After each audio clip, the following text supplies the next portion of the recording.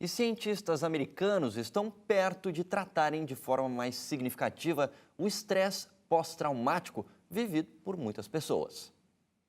Embora a guerra entre Afeganistão e Iraque tenha acabado, alguns soldados que já voltaram para casa continuam lutando.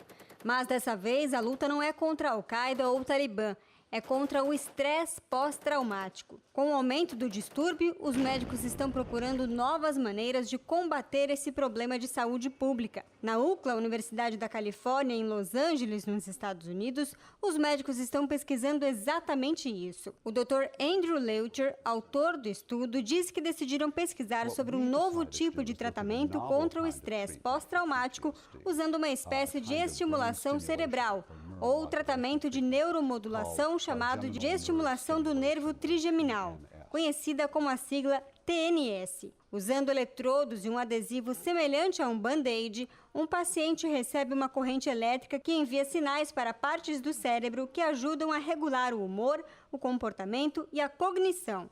O paciente, então, usa o adesivo antes de dormir. O Dr. Leuchter disse que os resultados foram promissores. O que descobriram foi que, se usar este tratamento em pacientes que já estão recebendo os melhores tratamentos disponíveis, essa técnica pode ajudá-los ainda mais. Eles têm, em média, uma redução de 30% dos sintomas. E pela primeira vez em anos, quem sabe até em décadas, esses pacientes tenham um alívio significativo dos sintomas. O sargento americano aposentado do Exército, Ron Ramírez, sofreu uma lesão cerebral traumática no Iraque. Ele disse que ele e sua família têm notado uma diferença desde quando começou a fazer parte desse novo experimento. Ramírez conta que isso realmente tem feito a diferença. Para ele, esse foi o maior indício de que algo positivo está acontecendo, porque sempre ouviu falar que podem tratar o estresse pós-traumático, mas só agora, com essa nova ideia, é que sente firmeza no tratamento e na cura. Os médicos esperam que essa tecnologia possa ser usada para tratar também outros distúrbios cerebrais, incluindo a epilepsia, o déficit de atenção e a hiperatividade, e até mesmo a síndrome de comoção cerebral. É baseado nessa pergunta que eu quero perguntar para o filósofo César Eugênio, que está aqui com a gente hoje no estúdio.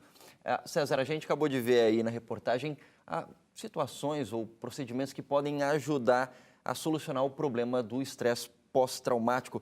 Mas o ideal, a gente entende que seria talvez solucionar o que causa esse problema. A matéria falou aí no caso de guerras, mas aqui no caso do Brasil pode ser a experiência de um sequestro, um assalto, um acidente de trânsito, fatos que são muito mais comuns aqui no Brasil. Esse contexto social acaba sendo o grande problema no caso do estresse pós-traumático?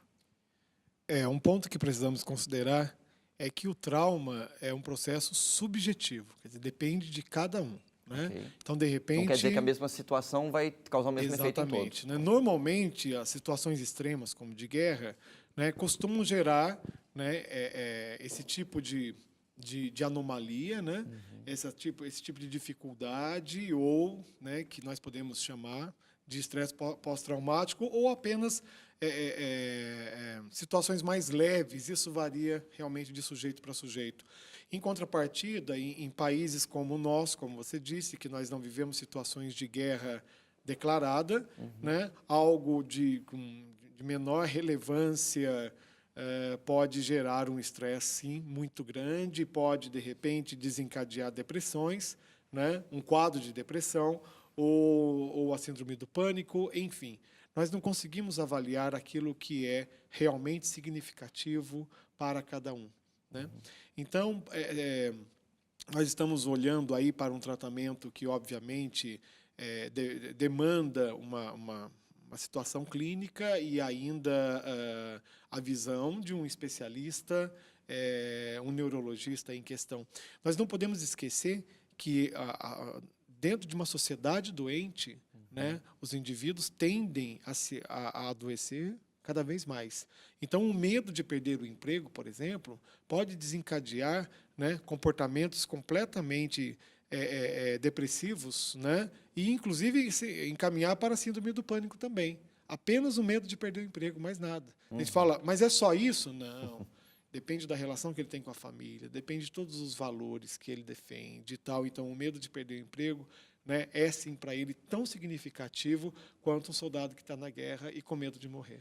Né? Então é muito interessante frisar que nós precisamos cada vez mais cuidar da saúde social, estabelecer relações saudáveis, né, ter tempo para aquilo que realmente é valioso e duradouro e sólido na nossa sociedade, né, e nos desviar de certa forma das coisas que nos iludem, né, que são as coisas passageiras, efêmeras e tal.